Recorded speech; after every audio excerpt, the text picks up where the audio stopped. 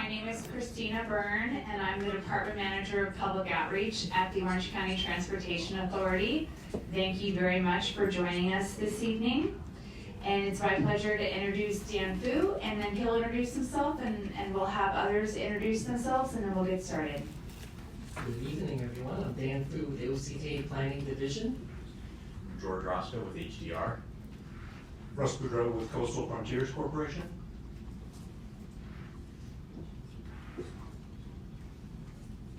All right, our meeting this evening is being audio recorded, and it will be posted on the OCTA website within the next several days in order for us to accurately capture your input this evening. Also, if you wrote a written comment, we'll be taking that and we'll be cataloging that as well, scanning it, and that will also be available on our website when the presentation is posted at the same time. Spanish interpretation is available at the back counter. Si alguien necesita interpretación en español, por favor vaya a la parte de atrás y le daremos el equipo necesario. Gracias. Again, both written and verbal comments are welcomed and are equally considered by the team this evening as a part of the study on an ongoing basis. Written comments via comment cards are located at the back counter, and they look like this, 8.5 by 11 sheets. We also have verbal comments that we'll be receiving this evening via speaker cards, and the speaker cards look like this. Attendees are asked to hold on to their cards, and then when we line up, you'll provide your card to our attendee, and then be able to introduce yourself when you go to the dais. I'll just review a brief agenda before we get into the major parts of the presentation this evening. We'll go through a quick history of the Coastal Rail Resiliency Study and the Low Sand Corridor. Also discuss the short and midterm study itself, milestones that are occurring as a part of the study, potential reinforcement areas, the feedback we've received to date from other listening sessions. We've had more than 10. And we'll then open it up to the listening session portion of this evening and discuss next steps. With that, I will turn the presentation over to Dan. Again, good evening, everyone. I'm Dan Fu from the OCTA Planning Division. So I have a presentation. I believe many of you have probably seen it in other meetings, virtual meetings we've had. So I'm going to quickly go over the materials, and that way we can get folks to be able to line up and provide their comments. So with that, I wanted to just take a moment and share the role that OCTA plays with respect to the railroad in Orange County. OCTA owns approximately 40 miles of the railroad within Orange County, and of which 7 miles of that 41 mile, to be exact, are actually in a very critical portion of South Orange County, namely within the cities of San Clemente and Dana Point. And so the other hats that we wear as an agency is we serve as a managing agency for the Low Sand Rail Corridor. That is a state agency that's part of a joint powers authority with multiple county agencies. And then OCTA is also a member of the Joint Powers Authority for the Southern California Regional Railroad Authority, or otherwise known as MetroLink.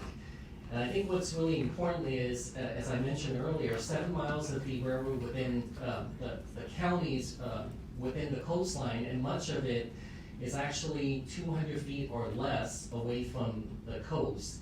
And with that, in terms of the railroad having been around for over 130 years, when you look at the incidence or the number of major closures, if you look at the first 130 so years, there have been 3 closures. One in early 1930s, the other one in the late 1930s, and then the other one in the early 1990s. And then when you fast forward to 2021, and specifically in the fall of 2021, we've experienced 5 closures, and they're listed on there, with the most recent being in the Mariposa pedestrian trail area, specifically a portion of that Mariposa pedestrian bridge that was taken out, unfortunately, by a landslide that occurred in January that dislodged a couple spans of the bridge.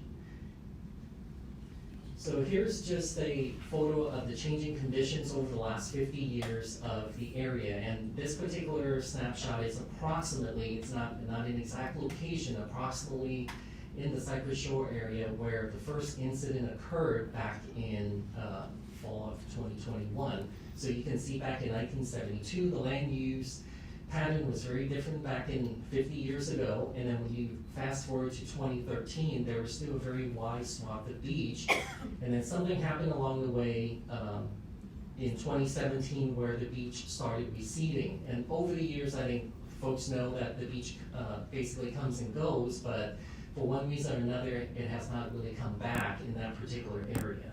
And as a result, OCTA, working with Metrolink, the passenger rail service provider, had to work on a couple of emergency projects to protect the railroad back in late 2021. So here's just a list of projects that have been undertaken. The 5 closure resulted in 4 projects, the top 4 that you can see on there. And the total cost, back of the envelope, is roughly $38 million that's been expended to date. And then in terms of working with the city, OCTA has also been working with the city of San Clemente and the county and others to really monitor what they're doing so that, and I'll get into a little more detail about the short and midterm study. So the 2 projects that are on the bottom, and I'm sure many of you are very much aware of that just concluded. The first phase is the Army Corps project that the city and the Army Corps, U.S. Army Corps of Engineers are partnering on, and they just concluded that. And then the one on the very bottom is a nature-based feasibility study in which the city had outreach efforts between September of last year as well as early part of this year. So in terms of the study, in terms of looking at the last 5 years, we have had a lot of closures, unplanned obviously, and something needs to be done. So it's really kind of looking at this, parsing it out into 2 phases. Ultimately, and we see this to our neighbors to the south in looking and working closely with our neighbor to the south, and namely Sandag. They have approximately 1.7 mile of their railroad that's really close to the coastline. In our case, we have approximately 7 miles. So in terms of the complexity, we need to look at some sort of potential coastal retreat strategies, and that namely would be some sort of consideration for relocating the rail line somewhere inland. And so that's basically the green box that you see to the right. So that's really the separate effort in terms of looking at that. And then we're also working with the state. We as an OCTA and other agencies in the region are working with the state to take the lead on that particular effort, primarily because you're looking at a very complex situation and relocating 7 miles of the rail line, which could result in actually a longer distance because of connectivity to the south and to the north.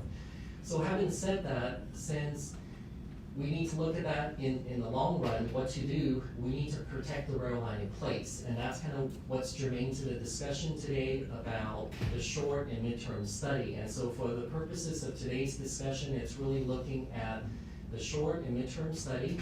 And we actually parsed it out into 3 pieces just within the confines of the short and midterm study. And I'll actually get into a little more detail in the next slide on that. So this is the milestone schedule for the short and midterm study. It's really looking at, as I mentioned, kind of 3 prongs. The first being recognizing all of these emergencies, unplanned emergencies we've had since 2021. And we've been reactive in many respects in terms of there's a landslide, it causes issues with respect to the railroad operation, it gets shut down, then there's remedial action, whatever that may be, and then we resume service again. And oftentimes that's at least a couple months or more that's been the experience. So what we want to basically do as part of this particular effort is to look at areas that are of most imminent threat to causing another railroad closure, and it would be an unplanned closure. So that's basically the concepts that you see in the boards in the back and what we'll talk about today. Now, in terms of the short term and the midterm, we actually are not even there yet. We just started this study during the latter part of last year, that being the fall of 2023, and it's a 24-month study that's going to conclude in the fall of 2025. But what we wanted to do with respect to the short and midterm study was really come out with a series of these listening sessions for which many of you have participated in since late January, and it's concluding tonight. And then we'll have the technical and engineering team go to the drawing board with the comments, concerns, input that we have received with respect to even the idea of protecting the railroad in the short term. So again, when I mentioned short term, I didn't necessarily define a timeline, so I'll just kind of touch on that. When we're talking about short term, we're talking about solutions, not necessarily the planning or engineering efforts, but the solutions that are gonna get us basically upwards of a decade. So we're looking at, that's really more of like the short term. And then midterm would be solutions that would get us upwards of potentially several decades. Again, these are not hard and fast timeline in terms of what these solutions we're looking for as far as protecting the railroad in place, but it's really more of a target. And then ultimately, as we talked about earlier, there needs to be something that needs to be done with respect to the ultimate disposition of the rail line, and that may be relocating it somewhere inland, which is going to be studied. So you can see here on this milestone schedule, the immediate, what we call the immediate needs. These are areas that we're trying to get ahead of the next storm event, so we don't end up with another Mariposa incident that we just saw back in January of this year that resulted in a 2-month closure. So that's really the idea of the immediate needs and what we're sharing tonight. But when you look at the bottom line of this particular milestone schedule, we don't have those short-term and mid-term concepts developed yet because we're trying to conclude the listening sessions and then come back in the fall and actually, again, vet it publicly with all of the stakeholders based on input. Here's what we're proposing, and then get input, and then go back to the drawing board and just kind of vet that process again. So you can kind of see that process that we're looking at to have multiple touch points publicly with the various stakeholders once we have major milestones that we can show to the public at large. So here are the 4 areas that are that have been identified as in need of immediate actions. Again, they're not short and midterm solutions. They're really immediate actions that we need to address to try to get ahead of the next event, another emergency that we don't want to end up having to react to. And so from a geographic standpoint, they're all located within the city of San Clemente. They're all clustered within generally a 4-mile stretch. You can see 3 of those areas on the map to the right are located north of the pier, and then 1 area is located to the south. So the 3 of the 4 areas are located on the seaward side in terms of the challenges that we have identified. And then 1 is on the inland side, and in fact, number 3 overlaps with the January incident that we ended up experiencing, but it's really a larger, roughly 2/3 mile stretch that we're seeing. That's really the subject of potential imminent threat.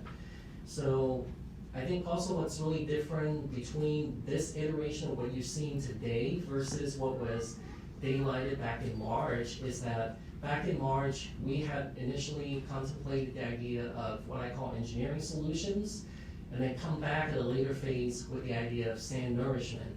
Based on input from many of you and others, we're now including sand as part of the overall solution concurrent with the engineering solutions.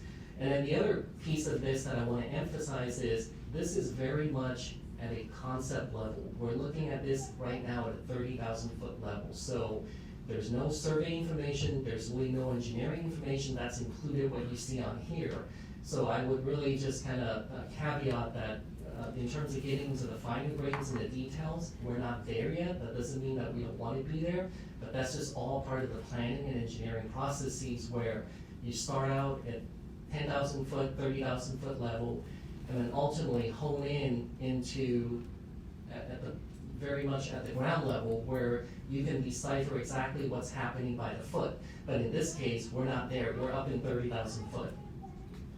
So I'll just kind of quickly go over the 4 areas. Areas 1 and 2, common denominator. There's really a lack of beach on the seaward side. The potential solution is placement of additional riprap on the seaward side, but we're looking to also include sand as part of the equation or part of the project feature to offset any potential environmental impacts. And then here's an aerial view of areas 1 and 2. It's roughly a 2/3 mile stretch. You can see the rock quantities as well as the sand quantity Again, I would caveat, this is very much at a high level. What you see, those numbers on there are not necessarily what we're gonna end up with, whether you're looking at the amount of rocks in tons that's estimated on there, or even the beach width, or even the cubic yard of sand that we're looking at this junction in time. And just one note about the sand, in terms of sort of looking at precedents, the Army Corps project that the city is partnering with is putting in roughly about 251,000 cubic yards of sand. So this is more or less kind of in that ballpark. Here's area number 3 on the inland side, if you recall. And as I mentioned, a 2/3 mile stretch, 200 feet of that had already, we had already experienced a landslide back in January that resulted in a 2-month closure. And so that's since been temporarily remediated by way of the temporary catchment wall. And then we'll need to work with the city, who has, the city of San Clemente, that is, who has a license agreement with OCTA on the restoration of that pedestrian bridge trail. Here's area number 4. The idea here is, since there is a beach depth loss, what we're looking at is potentially some sort of a rock revetment to basically anchor and protect the railroad. And I know there's been comments about the 2/3 mile stretch, and again, just emphasizing and re-emphasizing, the point is, in terms of the area we're identifying right now, it's 2/3 of a mile. But where we'll ultimately end up, when we get deeper into the planning and engineering processes, is I would imagine the footprint would be smaller than what you're seeing today. So I think that's something to really keep in mind. And then in terms of the sand that we're looking at, it's approximately 80 to 100 foot wide of dry beach that we're looking at. And then in terms of the aerial view here, again, this is very much an approximation on the rock quantities as well as even the sand. So I would really just kind of look at that as very much concept at this point in time.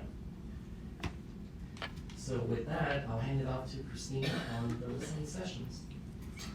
Thank you, Dan. I just wanted to reiterate the goal of this evening is to hear input from the community and from all the various stakeholders that we have along the 7 Mile corridor. We are always looking for ways to collaborate with the community and learn from the community in order to inform the study moving forward. This is a list of listening sessions that we've had to date. We've had 10 listening sessions with a cross-section of stakeholders. They started in January, really got kicked off in February, and this evening is the last one. As far as the feedback that we've received to date from federal, state, and regional partner agencies, corridor cities, major employers, residential communities, and of course the public at large, some recurring themes include consideration of natural solutions such as sand, integration of previous studies, consideration of armoring impacts to major employers and regional tourism, and the obligations of OCTA to keep the railroad operational. Now we will be transitioning into the listening session portion of this evening. We have quite a few attendees, and in order to hear from as many participants as possible, I respectfully request participants keep their comments to 2 minutes or less. We do have a timer at the dais, and we will be facilitating that for your use. Also, if you have any written comments, we're receiving those as well. Feel free to hand those to any one of our staff if you're not able to, if you don't feel comfortable speaking, or if you have to leave early. Please note also if others have made similar remarks. We want to hear from as many different perspectives as possible, and we are here to listen. This meeting is being recorded to accurately capture your input. So with that, we're gonna go ahead and get started. When you go up to if you could please line up along the wall with your card, and you'll hand your card to our attendants, and then you'll be able to introduce yourself when you go to the dais. Go ahead. Lori Duran with Capital Cares. We're here once again to tell you that the interim plan for 2024 should not be executed. OCTA should stop running trains on the beaches and immediately move to working on an inland solution. Why? 1, the current plan is incomplete and insufficient. It is a finger and a fracturing dike that is about to collapse. It addresses track vulnerabilities to the ocean in only 4 locations. Walls will merely keep small amounts of dirt off the tracks. It does not address the potential for collapsing bluffs to cause a derailment. The proposed sand is insufficient to maintain beaches. The additional riprap will cause those beaches to disappear. 2, OCTA admits that it is its intention to entirely evade environmental analyses. Environmental analyses are required by law to protect spaces that belong to the public. 3, to complete OCTA's plans, all of the tracks will have to be reinforced with riprap and concrete, and catastrophic landslides would have to be prevented through remediation. Anticipated costs for short-term fixes will soar to more than $1 billion, for which there isn't sufficient funding. 4, importantly, months after OCTA made its preliminary plan public, it's clear that the agency does not have the resources to address both short-term issues and pursue long-term solutions. Every day that OCTA wastes on the short term is a day that the future solution is delayed.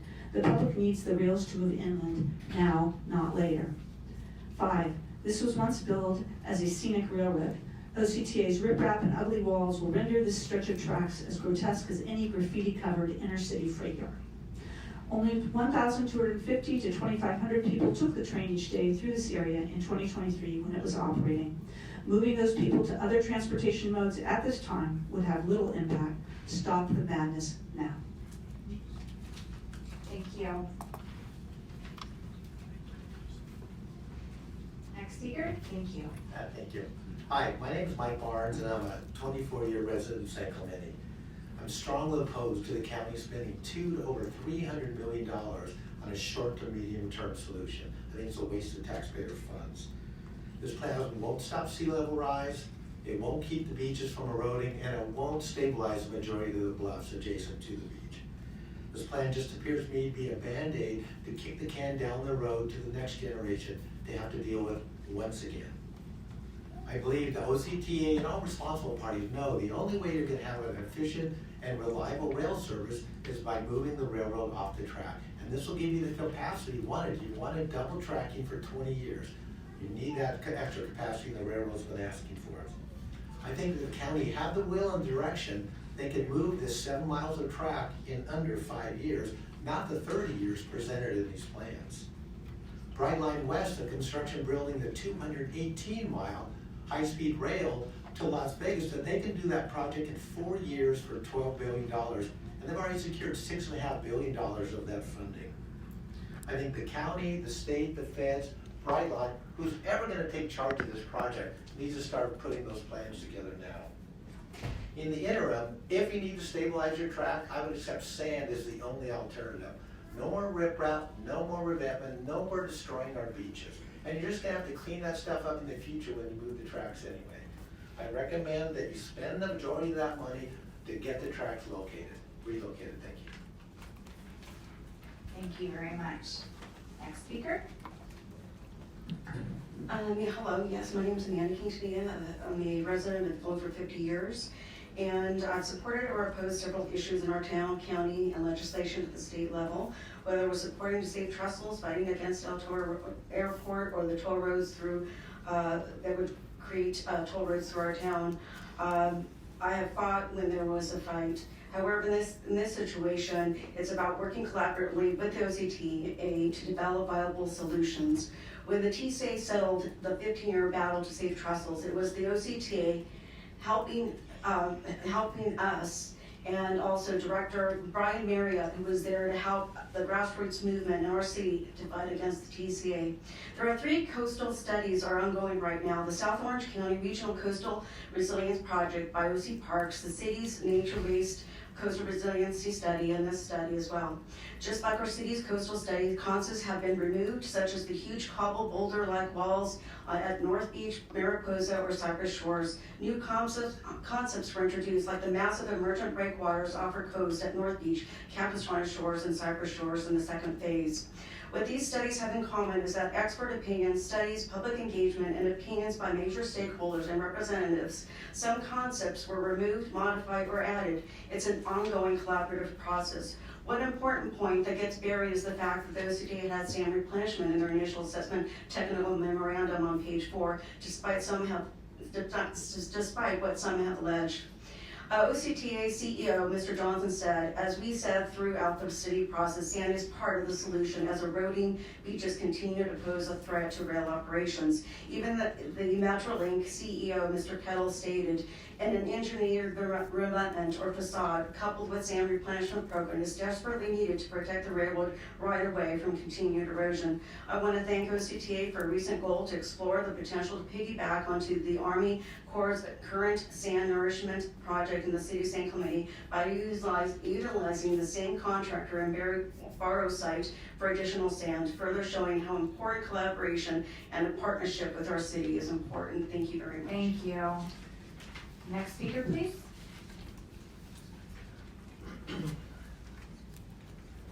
Hello, CTA staff. Thank you very much for these sessions. Jeff Berg with Bring Back Our Beaches. You may or may not be aware, but over 10,000 people have signed a petition that we sponsored about 34 days ago. And the reason that petition has resonated the way it did is, first of all, the petition calls for maximizing sand, minimizing armoring.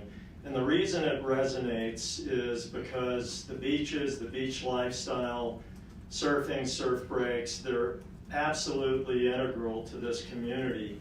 And equally notable is how important this community is to the world of surf, whether it's building surfboards, whether it's apparel companies that start here, and we have a couple of CEOs and senior executives of important apparel companies here, or whether it is this community's importance to the world of competitive surf.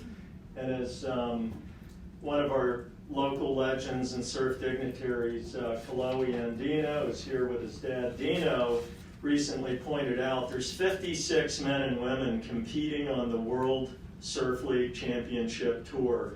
4 of those participants come from this town. I don't know of any other sport where there's a parallel. Maybe there is, I've just never heard of it. So that is why this petition has resonated the way it does. And I think the really important takeaway is that these beaches have protected railroad infrastructure for over 100 years. And our concern is that OCTA is reacting to what is the exception, not the rule. The exception being the sand deficit that we find ourselves in today. It's not the norm. We just need to recharge the system with sand, have recurring sand replenishment programs, which, as you all know, the city is working on. Thank you. And we can get the beaches back where they Thank need you to be very up. much. The beaches can rebuild themselves. This is Uppers, San Mateo Creek. Thank you. Next speaker, please.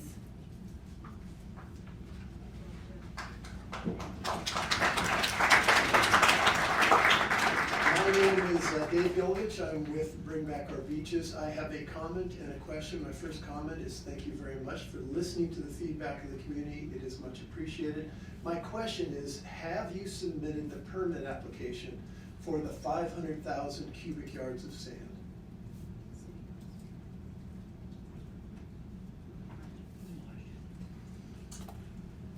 Not at this junction in time, but we have been talking to the Coastal Commission as well as the U.S. Army Corps of Engineers and others regarding our plans, and we've had multiple meetings with those folks. So is there a timeline that they have given you in order to, what we want to try to achieve, obviously, is to get the 500,000 cubic yards of sand in concert with whatever plans you may have? I'll make it short. In terms of why we haven't submitted, the expectation from those agencies is that they need more planning and engineering details, so we're not there yet. That's the reason why we're not able to submit the application at this very junction. I see. So maybe this is something that us as a community can do to speak to the California Coastal Commission to encourage them to accept that application. And that's something we plan to do. Thank you very much. Thank you very much. Next speaker, please.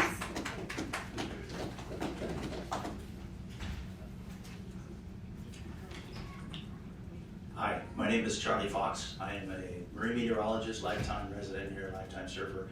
And I come at a different perspective. My background in meteorology and my expertise in predicting nearshore waves and currents, really the driver of all of what we're talking about, what moves everything around. And I do this for naval special warfare. This is what I do on a daily basis. And I just want to say everything in San Clemente, this is predictable, everything that's happened. And just with a couple of comments, I've got a couple of really nice shots here. This one is actually pretty encouraging. So we've had, this was last week down at Cotton's, and you can see here the regular, the riprap that was there, and then a couple of years ago this extra was dumped. And the good news is on either side of this, you can see as the waves got small, we're seeing beach reform. But the beach cannot reform where there's rock. There's just too much energy. And so it will never reform unless there's enough sand in the system. And so that's what we're pushing, let's just inject more sand. And we just had a favorable winter to move sediment down this way. And this is another shot. It's a beautiful picture looking at our unique situation here. There's Dana Point and then Cotton's is down here. But this just demonstrates we have a unique bathymetric system here that for the most part retains sand. So you figure the last major injection of sand we got was 50 plus years ago at the finish or completion of the harbor. And we've been pretty good since. And if we just continue to inject sand, and these losses are going to occur from extreme wave events. We're always going to lose a little bit of sand. But just want to leave you with that a healthy beach is a healthy protected rail. Thank you so much. Next speaker, please. Hi, my name is Saul Martin, and I'm a 5-year resident of San Clemente, but I grew up in Santa Cruz, lifelong surfer. And so I'm speaking from the viewpoint of surfing the waves here almost daily. I also have a degree in environmental engineering from Stanford University, so I work in the engineering field, so I know a little bit about, and I've read quite a bit of studies about sand replenishment. So I'm glad that the sand replenishment is a big part of your plan. Without sand replenishment, the problem's just going to get worse. Even if you move the railroad inland, we'll be left with major erosion and lack of sand problem that we have, so I'm glad that you're going to be able to do something about that. And I'd just like to point out that in addition to the sand replenishment, which is a short-term fix that lasts a few years, maybe more, just depending on the waves and weather, like the last speaker pointed out, if you add something like jetties and groins into the plan, that it creates a permanent solution. If you look at Newport Beach, where they've added the jetties, if you look at south coast of Oahu, near Pearl Harbor, where they've added the groins on the west side of the harbor, it's been very effective in creating self-replenishing sand. It retains the sand, and they haven't seen any negative impacts for increased erosion on the sides of the jetties, which is sometimes expressed as a fear when you add those. So as a surfer, I just say that when you put in groins and jetties, it creates new surf breaks, and so it's a win for surfers, I believe. And I'd like to see that as part of the plan. Thanks. Thank you very much. Next speaker, please. Hi, I'm Lisa Kant. I'm a citizen of San Clemente for over 40 years. And for some time now, the public has been communicating with OCTA about your Coastal Railroad Resiliency Plan, and you have had a tremendous response from the public. You have had the expertise of Dr. Brett Sanders from UCI and Dr. Susie Whitelaw from USC and Save Our Beaches. They shared their expertise and lifelong knowledge with you. Many advocates who care deeply about their beaches have come forward to share and give you their input. It has been stated by experts over and over again that armoring an already eroding beach will in fact cause a scouring of the beach and erode the remaining sand until the beach is destroyed. Cypress Shore was literally bombed with boulders by OCTA, and the beach is gone. No one is denying there's been an increased erosion in our beaches. However, in order to replenish and save our beaches, we must protect them, not finish them off with overzealous boulder dropping and revetments. Over and over, I continually hear the term engineered solutions in your proposals. Dropping giant boulders is not an engineered solution. To engineer means to study, to plan, and to scientifically apply real facts to solve a problem. Dropping boulders in monstrous quantities without thought of the true consequences on the public beach is not an engineered solution. Sprinkling sand on top of a monstrous pile of rocks is also not an engineered solution. These are destructive and misguided actions, and they are the opposite of engineered solutions. Real solutions have been shared. A larger buffer of well-placed and well-thought-out sand between the tracks in the ocean and very minimal armoring is a better solution.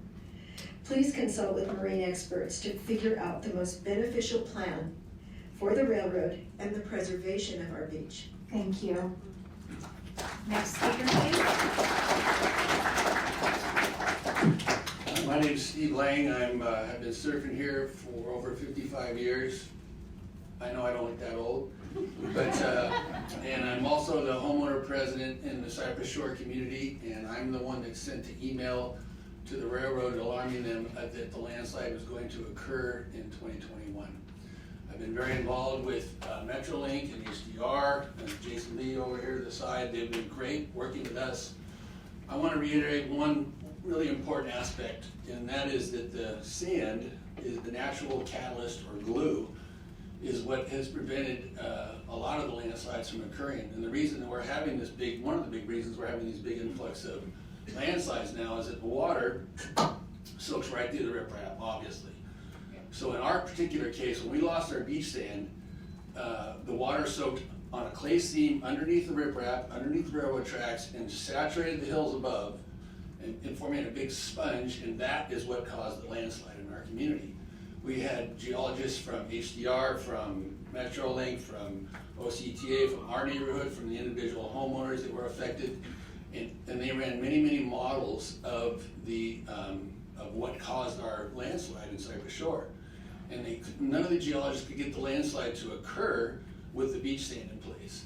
The beach sand is nature's way of protecting our bluffs, our homes, our communities, and man has really eliminated or destroyed the opportunity for sand to naturally replenish itself. So we messed it up, and only we can fix it. And if we don't have sand, we can no longer call ourselves a beach community. I just want to say, first of all, and second of all, thank you very much to you and everybody that's here, and we appreciate you listening to us. And all the work that's been done in our community has saved us so far, and we're really grateful for it. And so thank you. Thank you. I would just remind all folks that are speaking to be sure to get the mic very close to your mouth so we can be sure to record you properly. Thank you. Hi, my name is Kim Bengard.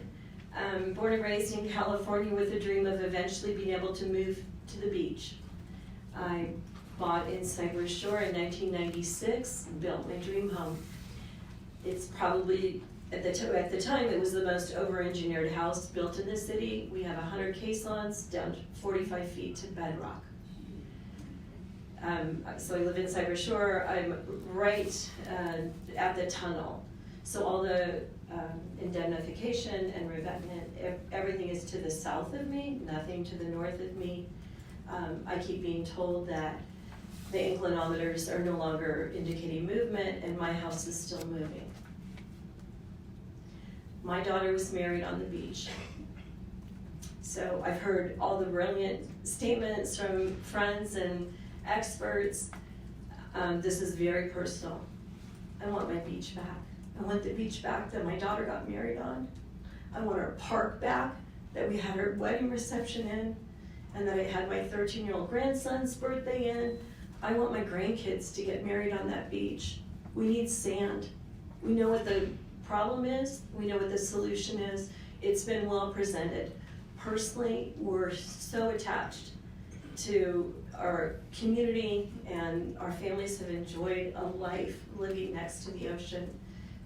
Help us get it back. Thank you. Thank you. Next speaker. Hi, and good evening. My name is Cassandra Vogt. I'm a current law student and legal intern with the Surfrider Foundation and a resident born and raised in Orange County. Excessively armoring our state beaches with a 50-foot wide riprap seawall is frankly unacceptable, and adding sand replenishment to the armoring proposal does not change that. Coastal geomorphologists have documented in depth that waves crashing against revetments prevent sediment and like sand from settling into beach space. So adding sand with the proposed rock revetment, instead of implementing nature-based adaptive solutions, will waste public resources and worsen coastal erosion. Furthermore, OCTA's armoring proposal is not exempt from environmental review under the California Environmental Quality Act. OCTA's initial assessment acknowledged that long-term projects are not exempted where they are meant to prevent a solution with a low short-term probability of occurring.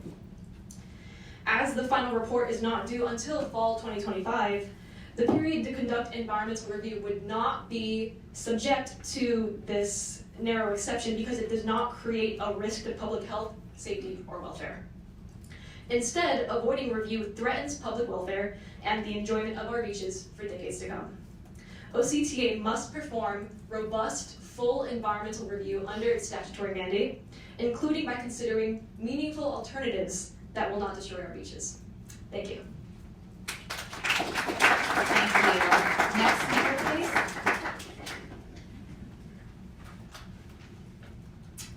Hi, my name is Elizabeth Nickel. I've lived here for 5 years, and when I moved here, the beaches were great.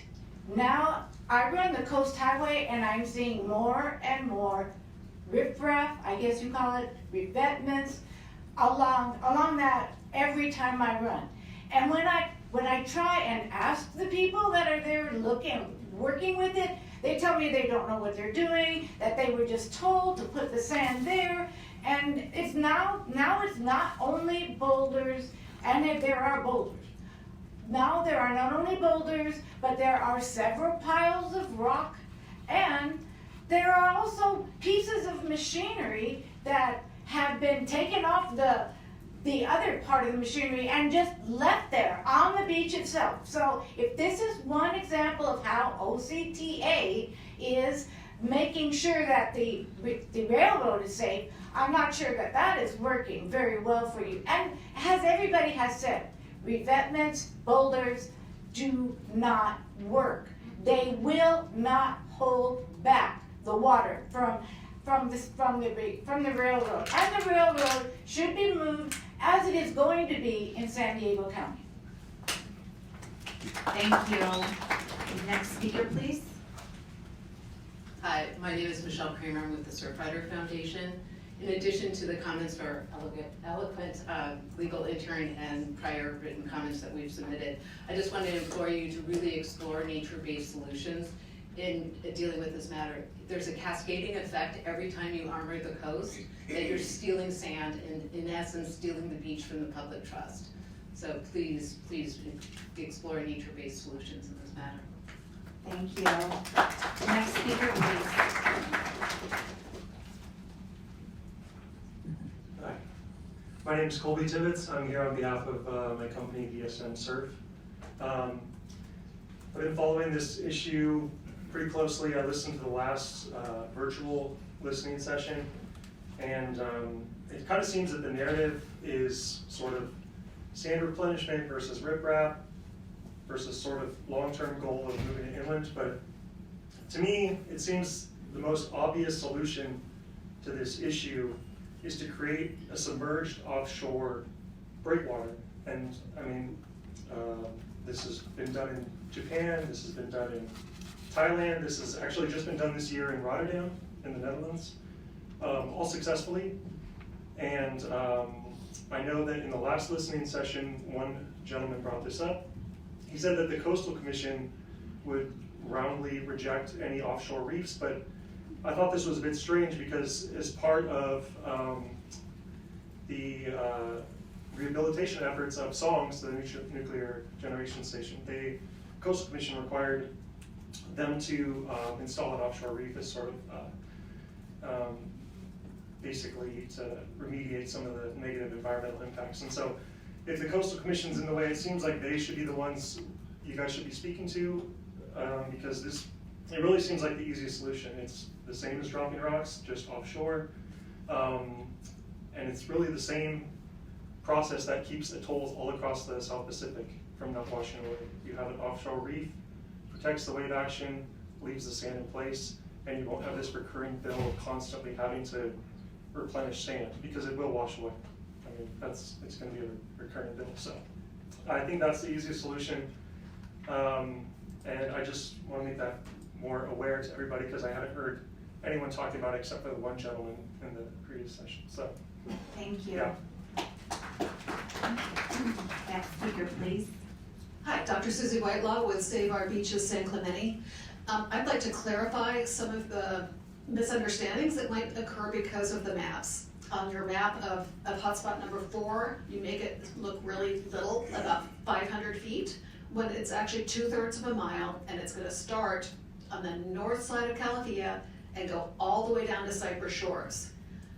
It's a 50-foot wide revetment according to the scale that you've given on your diagram. What does a 50-foot wide revetment look like? It looks like what's at Cypress Shores. And so if you want to envision what you're going to end up with, it's going to look like Cypress Shores across the entire San Clemente State Beach. And that represents 40% of our public beaches. And when Mr. Fu says that it probably may or may not be 2/3 of a mile, he's absolutely correct, because they are going to apply for a permit, not just for that area. They're going to apply for a permit for the entire corridor. And so you can imagine that at some point in the future, the entire San Clemente coastline will have a 50-foot wide revetment on the side of the tracks.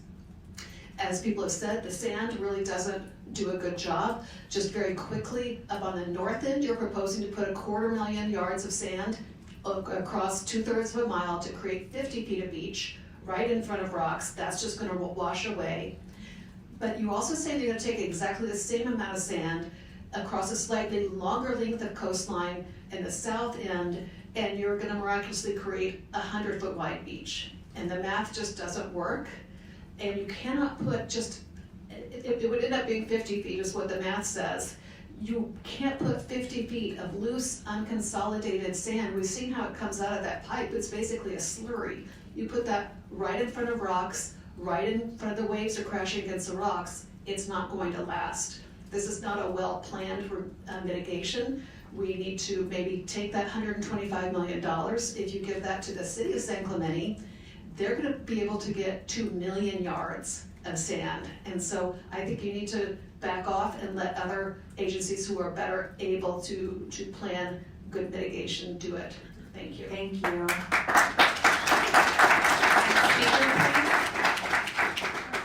Hi, my name is Wendy Morris. I've been a resident here for 27 years. And I'm trying not to repeat what so many other people say. I am definitely for moving the train tracks off the beach to save our beach. But in the meantime, a few ideas that have come to mind for me is that BNSF should be required to pay into a fund for salmon replenishment regularly. I don't think they've been paying at all towards anything. And also, the freight trains need to be properly maintained so they don't cause added vibrations due to the unbalanced wheels and worn out wheels and flat spots on the wheels. I live up close to the train tracks and we hear this all the time.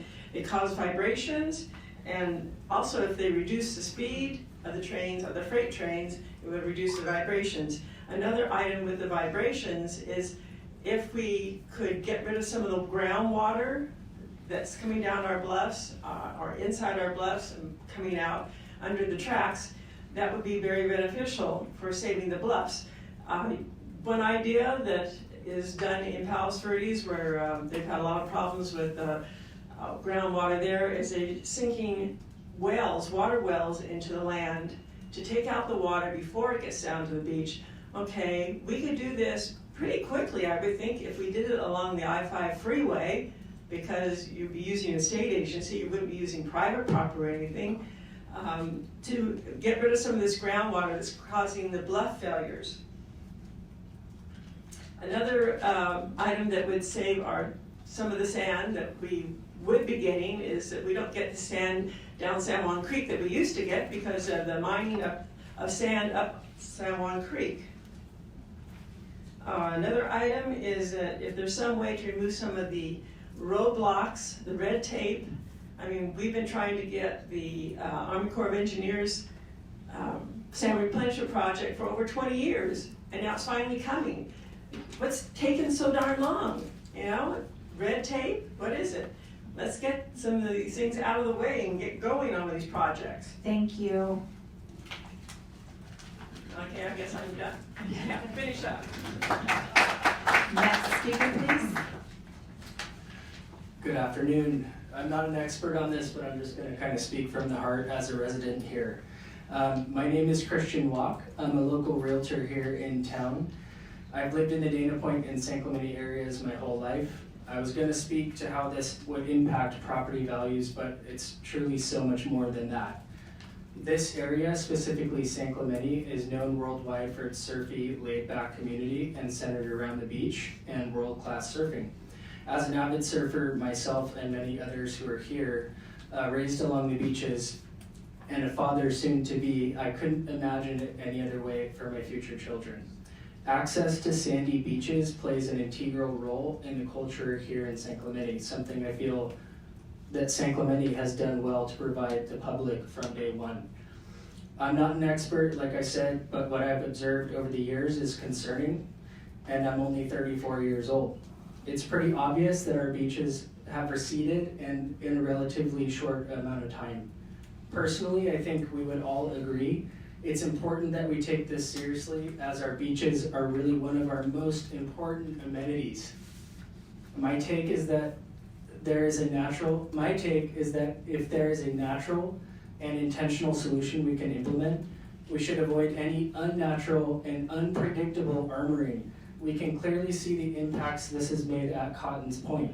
We should take every effort possible to naturally armor our coastline by replenishing sand along our beaches in these areas before jumping to the short-term, short-sighted decisions with long-term negative impacts. We know it's possible and we know it's effective to use sand. Imagine our coastline here without sand and how truly impactful that would be on so many levels. To the powers that be making these critical decisions, please take careful consideration when evaluating the long-term impacts this is going to have. Thank you. Next speaker, please. Hello, my name is Sarah Schneider, Southwest San Clemente Alliance. Thank you, Octa, for spearheading these community listening and input sessions. We greatly value your partnership and willingness to hear feedback. We are appealing for you to fully replenish the beach and scale back your revetment. We have appealed to you about the science behind the revetment and the resulting devastating sand erosion, which will occur. We have appealed to you with business solutions for quickly getting permits and getting sand on the beach via rail cars and other reasonable means. Now, the only thing left is to appeal to your sense of humanity and ethics. You must know how visceral this is for us. Our beaches are very much like national monuments or World Heritage Sites or national parks. We as a community are so deeply connected to our beaches that when your project risks their collapse, it is like cutting off our appendages. We are not left whole as a community. What makes us whole is our protected beaches. A potential 60-foot revetment will kill our beaches once and for all. This is akin to setting a destructive wildfire in Sequoia National Park. This is akin to dumping a bunch of tar and oil into Lake Tahoe. Or it's akin to destroying Half Dome in Yosemite by mining it. San Clemente beaches are world-class treasures and deserve every ounce of care and protection from every single federal and state agency out there, including yours. Please save your rail line with sand, not rocks.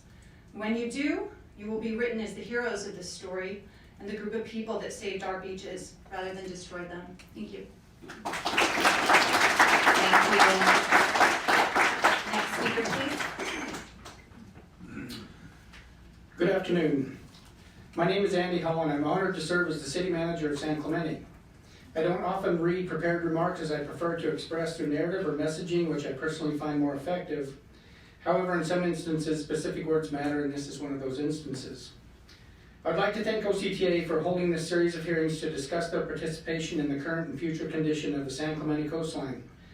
I believe that the discussions have resulted in a better understanding of the relevant issues, and that OCTA has considered, where appropriate, included feedback from the community in their coastal resiliency planning.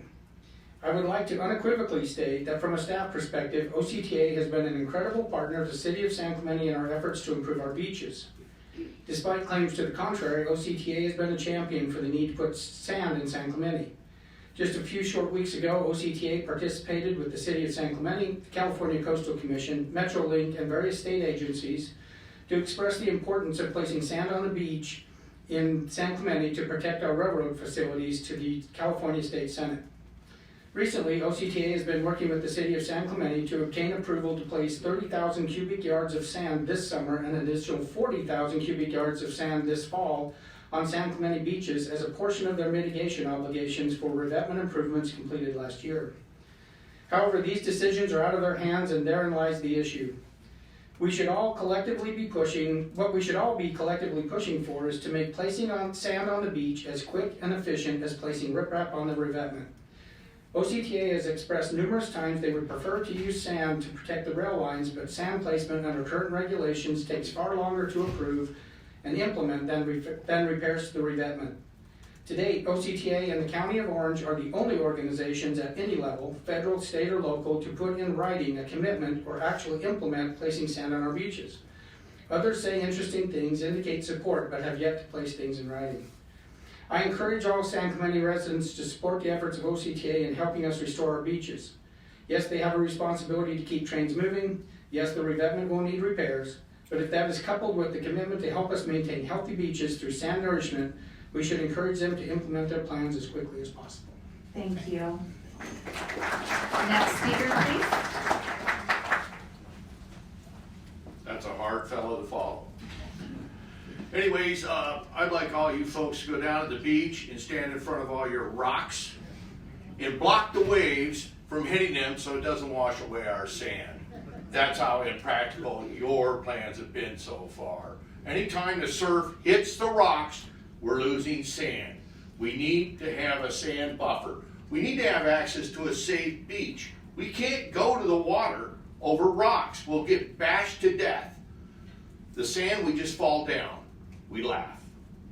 So the thing is, you guys are blocking my access to the beach constantly. Do you remember the quiet zone? Do you remember the trail? Do you remember any of these things in the past? Now we're dealing with another incompetent group of people called the Army Corps of Engineers, who just now replenished sand to up in Huntington Beach shoreline area for the beach improvements. Then they went ahead and stole that sand and brought it down to San Clemente. Are they going to steal San Clemente sand and take it back up there? How many times can you sell that sand? We have sand. We have lots of sand behind the Del Prado Dam that can be actually railed down here. And we also have close proximities of the water to rail with the demarcation line of a rail line that can carry freight and bulk items like sand. So why aren't we dumping sand on this? You guys are several decades late, and you're blocking my entertainment, my life, and my access to the beach. And everybody else's here access to the beach. It's getting a little rough and dangerous out there. So you have the ability, you have the products. Me, I'm a champion of a harbor, because that's where I can keep my dredger and keep my beaches healthy. But anytime surf hits those rocks, we are losing sand. So I want you to personally go down there, maybe in your street clothes, and block that water from hitting those rocks. Because that's the only practical solution I see coming out of this right now. You folks can make this change. We need the rail there, because without the rail, we're not gonna have any love. And all we're gonna do is wind up with some more rocks. Thank So, you. Thank you. Next speaker, please. Hello, my name is Teddy Ton, and I'm not an engineer, I'm not an expert on coastal erosion, but I am a resident of North Beach, San Clemente, and I, along with many of my neighbors, frequent the beach there at lower tides when it's available to us, and I believe that the riprap presents an unacceptable risk to human life in that area. I have seen numerous areas where there's evidence of giant boulders falling off the top of the riprap, and because the beach there isn't very wide, if one of those boulders were to fall on someone or a family while they were walking there, it could lead to serious injury or even death. So I strongly urge the panel to consider only sand replenishment and to even go as far as to put so much sand that we can begin removing riprap from the San Clemente area. Thank you. Thank you. Next speaker, please.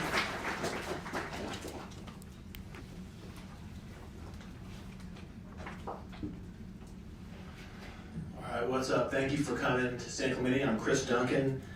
I'm a city council member of the city of San Clemente, but I'm here today as a resident of San Clemente, and most of all, as a father of 3 beach bums that actually are at the beach right now for my daughter's 5th grade bonfire at the new sand that I'm proud to work with Mike Levin to get down at our pier area from Linda Lane to T Street Beach. So I would welcome you to the center of the surfing universe, as my friend Chloe would say, right? Right, buddy? This is the center of the surfing universe. By the way, Chloe means mischievous rascal in Hawaiian, so don't get on his bad side.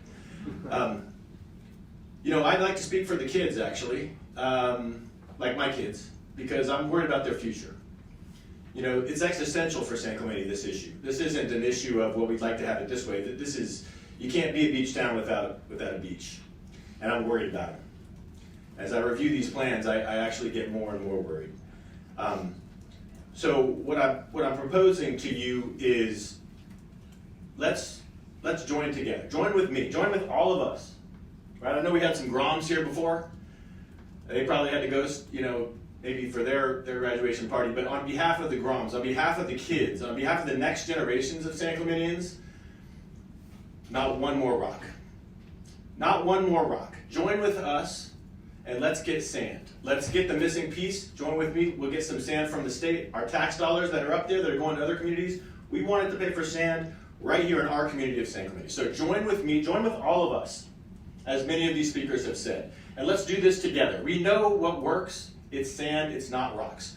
So commit to not one more rock and nothing but sand. And let's have big sandy beaches from Pochi all the way to Cottons in our future. Thank you very much.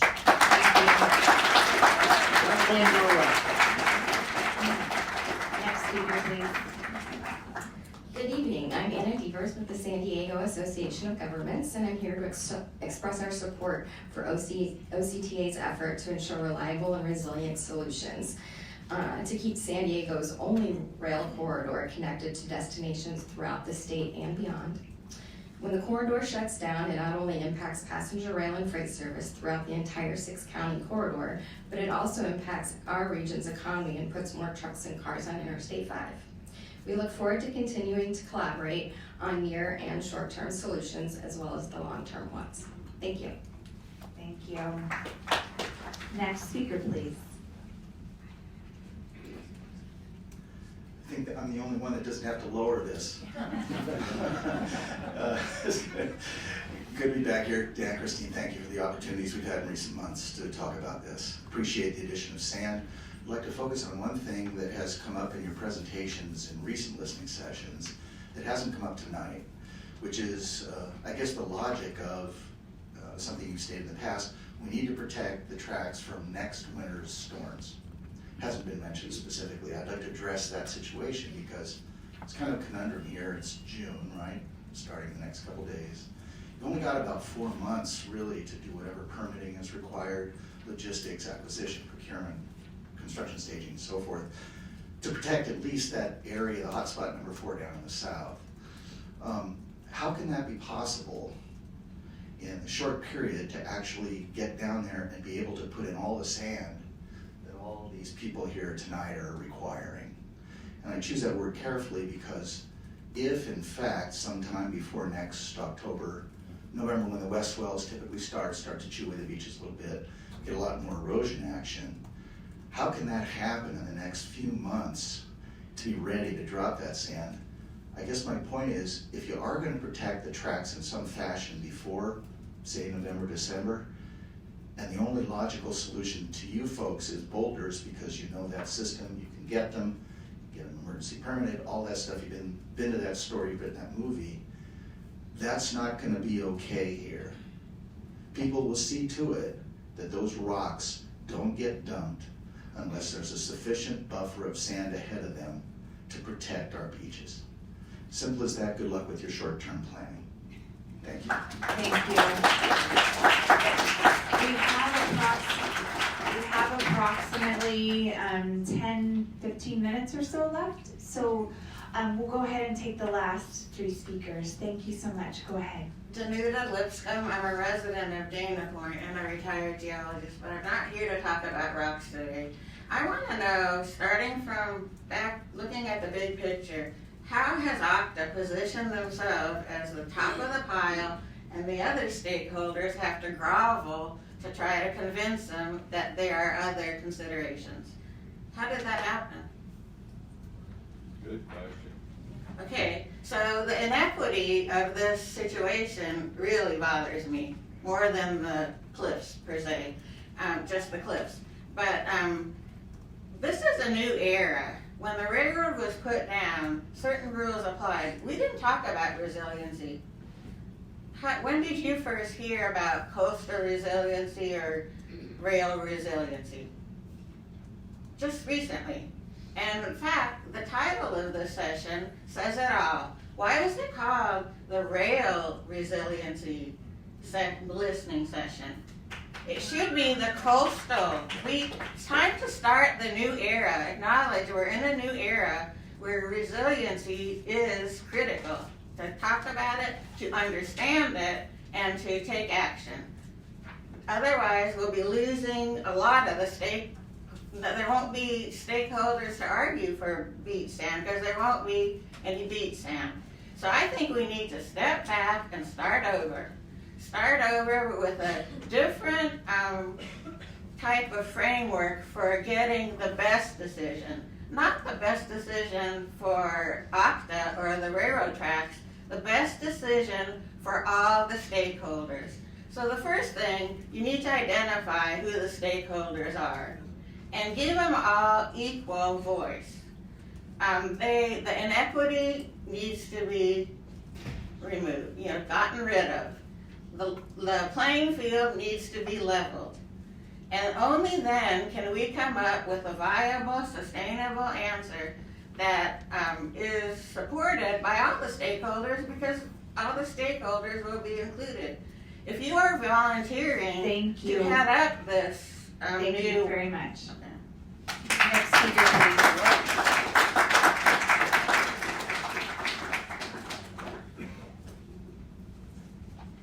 Good evening.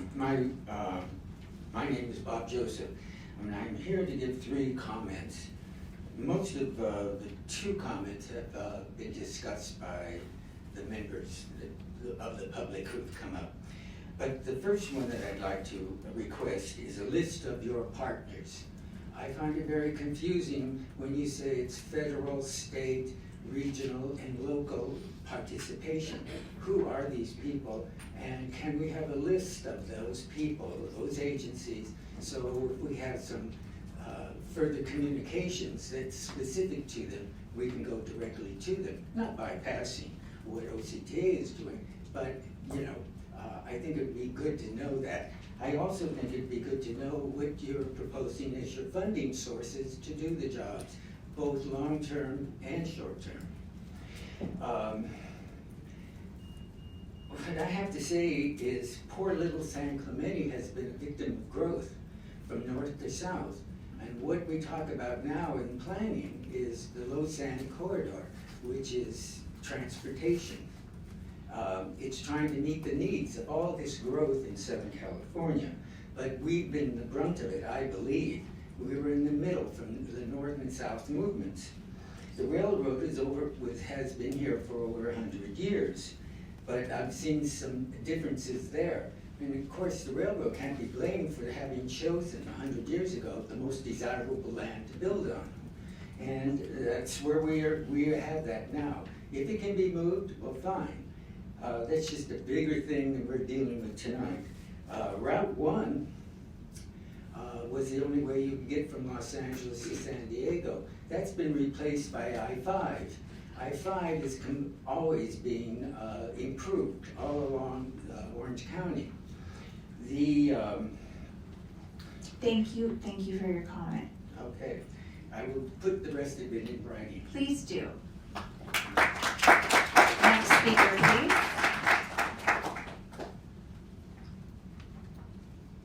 Good evening, my name is Ron Dodge. A second generation native born Californian.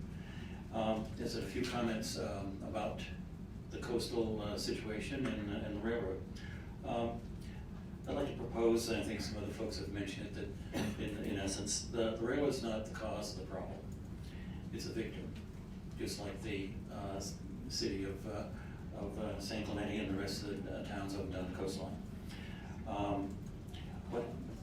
If we move the Could you speak in closer to that? Thank you. I beg your pardon. That's okay. I tend to be soft-spoken and It's okay. it's a long reach. Okay. Thank you. What happens when the erosion gets to the bluffs? And if the sand efforts don't work, it's going to get there. We're already seeing what's happening with some of the bluff collapses throughout the town and up down the coastline. And we're not alone, they happen all the way to the San Francisco area. The number one action sometimes seems like it's going to be to move the railroad off the bluff, off the beach. And up in the north end, we have 150, 200 homes that are right on the beach between the ocean and the railroad. Moving the railroad is not going to solve that problem.